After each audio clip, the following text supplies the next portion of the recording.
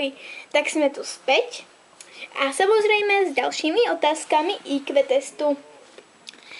Takže môžeme ísť na to, pretože už vieme, o čom tento IQ test je. Takže najväčší ostrov je... Píšte. Dobre. Hlavné mesto Španielska je... Píšte. No, ďalej. Čo sú to producenty? No, čakám. Píše večné pero večne? Taká ľahká otázka. No. Najrýchlejšie zviera? Môžete písať. No dobre, tak teda. Môžeme ísť na odpovede. Prvá odpoveď. Najväčší ostrov je preca Grónsko. Áno.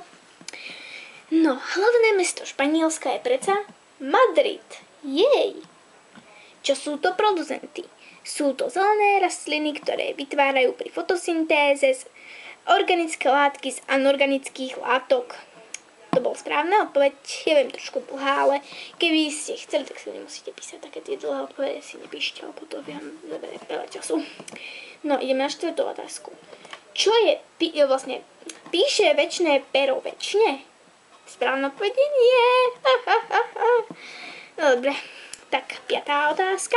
Najrýchlejšie zviera, to je gepard. No dobre. Takže, kto mal správne, tak už dúfam, že tie viete. Takže, keby nie, tak vám ešte raz poviem. Takže 0 až 10 je drulo, 20 až 40 IQ hojdecieho koníka a 40 až 50 je génius. Jej! No takže, tieto otázky boli možno tiež trošku ľahké. Moment, ešte sa pozrieme, aké nás čakajú na budúce, aby som nejakú hlúposť.